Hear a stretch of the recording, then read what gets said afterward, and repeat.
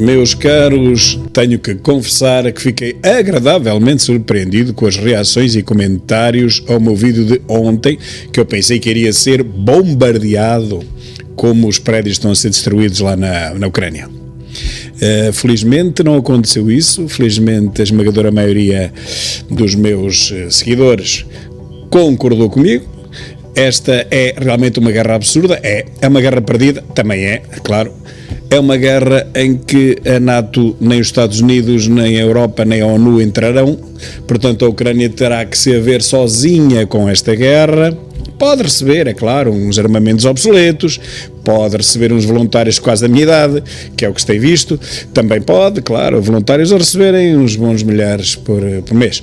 Mas isso não vai desequilibrar, não vai fazer tender a guerra para o lado da Ucrânia, infelizmente. Era preciso o décuplo das tropas das forças da aviação, de que não se fala porque foi destruída logo no primeiro dia. Era preciso muito mais do que aquilo que há, e muito tem feito realmente. A Ucrânia tem resistido com ou sem o consentimento de Putin, não interessa agora, a verdade é que tem resistido, e é se calhar do interesse de ambos essa resistência, porque isso evita que o número de vítimas dispare por aí acima, como expliquei no meu último vídeo.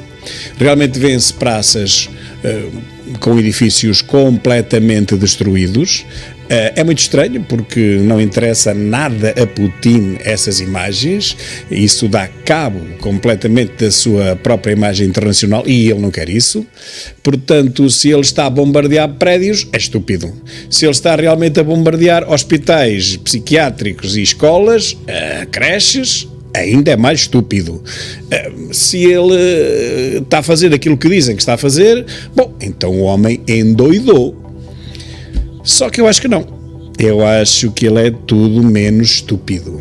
Ele pode ser comunista, ele pode ser fascista, se calhar é ambas as coisas, porque a distância de um para o outro não é assim tão grande. Olha, um passo de um anão, como dizia o outro comunista, Zé Mário Branco. Agora, estúpido é que ele não é.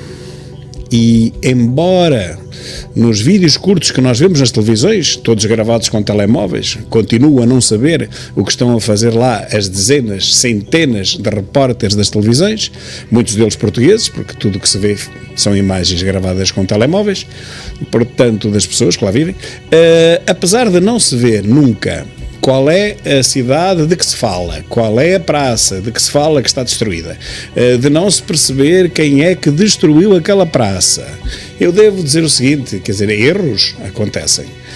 Não é do interesse, é de ambas as partes, de nenhuma delas, bombardear alvos civis. E isso traz a imediata censura internacional. Portanto, quem bombardear uma escola é imediatamente considerado como um genocida. Não interessa a ninguém que as escolas do inimigo, os hospitais do inimigo sejam bombardeados. E quero dizer outra coisa, é que eu vejo nesses videozinhos feitos com os telemóveis centenas de antiaéreas a serem disparadas contra os aviões russos, alegadamente os aviões russos, as antiaéreas estão na Ucrânia. Nós infelizmente só vemos o lado, que é o da Ucrânia, estamos proibido de ver o outro lado, por uma decisão ditatorial da União Europeia, que não tinha nada que nos cortar as imagens da Rússia, foi uma censura ditatorial que fez equiparar as nossas democracias às ditaduras deles. Neste momento, os povos das ditaduras não sabem o que nós pensamos e o que se passa. E nós, que somos os povos da democracia, também não sabemos o que se passa do lado de lá. Portanto, há ditadura de parte a parte e a União Europeia conseguiu equiparar as democracias à ditadura, o que é um verdadeiro horror. Mas dizia eu que vejo centenas de morteiros antiaéreos a ser disparadas, bombas a ser contra os aviões russos que passam, não é? Ora, eu quero chamar a atenção para o facto dessas bombas, deflagrando ou não, e esses morteiros, essas munições, elas têm que cair em algum lugar, meus caros. Ninguém fala disto. São milhares e milhares e milhares de munições que são disparadas para o ar contra os aviões e contra os helicópteros russos. E essas munições, elas não ficam no ar. Elas têm que cair. Eu não vejo ninguém falar disto. E quando se disparam para o ar, bem, ninguém está a pensar onde é que elas vão cair. Vão cair a quilómetros dali. O que preocupa os militares que estão a disparar as antiaéreas é acertar no avião ou nos aviões que estão a passar por cima de si. Não é onde é que depois as antiaéreas vão cair, muito mais à frente. Mas elas, repito e relembro, elas vão cair.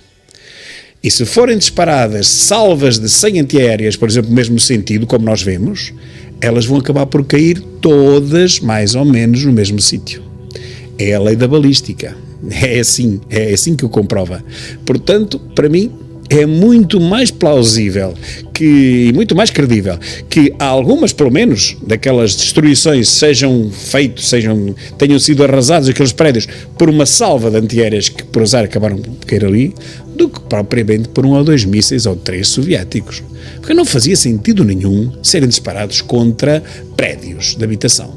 Não é por serem soviéticos, é porque não faz sentido. Portanto, repito, uma salva de 100, 200, 300 morteiros disparados na mesma direção pela mesma antiaérea vão cair aproximadamente no mesmo sítio, quilómetros à frente, conforme a balística determina. Isso é física. Deixo-vos aqui este pensamento para que possam comentar também. Um outro assunto é que acaba de ser publicado que a terceira reunião de conversações chegou ao seu fim e que foi acordado estabelecer alguns corredores humanitários ou sanitários para que as pessoas possam fugir. Neste momento já é muito difícil fugir, já não há gasolina. Um português aqui dizia, acho que foi na SIC Notícias, de manhã, que estava a pagar 1.000 euros para o levarem até à fronteira e não conseguia arranjar quem o levasse. Portanto, já não há nada na Ucrânia, nas principais cidades, nos supermercados, não há o que comer, as bombas de combustível, há dias que não têm combustível. Portanto, quem fugiu, fugiu, e parece que quem não fugiu, fugisse. Ora, esse português foi entrevistado justamente porque dizia de início, mantinha que queria resistir até ao fim, mas acontece que com a falta de estoque de alimentos e com a falta de combustíveis, ele agora quer desesperadamente sair dali e fugir para salvar a sua família, só que agora, parece-me, é tarde demais. Ninguém o manda ser aquilo que ele foi. Isto faz-me lembrar aqueles heróis que atrás do teclado que dizem não, temos que resistir até ao fim, se Portugal fosse invadido pela Espanha, o que seria, meus caros? Quantas vezes isto aconteceu? O que é que nós fazíamos? Bem, olha, neste momento não fazíamos nada, se fizéssemos alguma coisa era mais um suicídio coletivo em massa, igual àquele que está a passar na Ucrânia. Como eu respondi num desses comentários, a menos que fosse Malta ou Chipre ou Luxemburgo, talvez, um país pequenino, nós não teríamos hipótese nenhuma de resistir contra nenhum dos grandes países. Aliás, quero-vos mostrar aqui um gráfico que mostra que portugueses e espanhóis são os dois povos que menos defenderiam os seus países em caso de guerra. Os penúltimos somos nós e os últimos são justamente os espanhóis. E eu pensei, isto terá alguma coisa a ver com o socialismo? É que nós também somos os 2 últimos países socialistas da Europa. Será que o socialismo já nos impregnou o nosso cérebro de tal forma que nós já nem sequer pretendemos defender o nosso território e a nossa pátria? Mas eu penso que não. Eu penso que é apenas por uma razão de inteligência estratégica. Nós reconhecemos que as nossas armas apenas servem para ser roubadas dos paióis, para pouco mais. Sabemos que temos um exército de mentirinha, uma marinha de mentira, os barcos todos podres, meio dúzia deles, uma aviação que se conseguíssemos manter simultaneamente 7 ou 8 aviões no ar, seria o máximo. E, portanto, isto é um país de mentirinha, meus caros. Ninguém acredita que nós pudéssemos fazer frente a nenhuma potência, hoje em dia. Infelizmente já não estamos no tempo do Nuno Álvares Pereira, do Dom Afonso Henriques ou do Dom João IV. E, portanto, estamos no tempo do socialismo, que é o oposto a isso. É o oposto ao nacionalismo, ao patriotismo, ao brio de ser português. Mas este caso nem é disso que se trata, porque por mais brio que nós tivéssemos, por mais nacionalistas que fôssemos, meus caros, nós não temos armas para nos defendermos. Portanto, iria dar a um suicídio coletivo, exatamente como está a acontecer na Ucrânia. Os espanhóis devem pensar mais ou menos a mesma coisa, mas é claro que não estão a olhar para Portugal, estão a olhar para as grandes potências europeias, como França ou Reino Unido, por aí. Também não teriam grandes hipóteses de se defenderem contra essas grandes potências bélicas, e talvez seja por isso que somos os países, Portugal e Espanha, aqueles que menos desejamos defender-nos de agressões e invasões externas. Será? Pois é, mas isso é no terreno, porque atrás dos computadores, meus caros, atrás dos ecrãs e por cima dos teclados, isto é só heróis.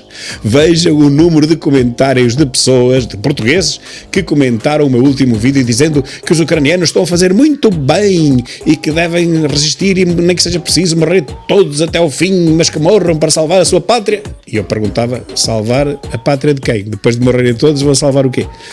Pois estes heróis do teclado e do ecrã são realmente impressionantes. É o que nós mais temos por aqui.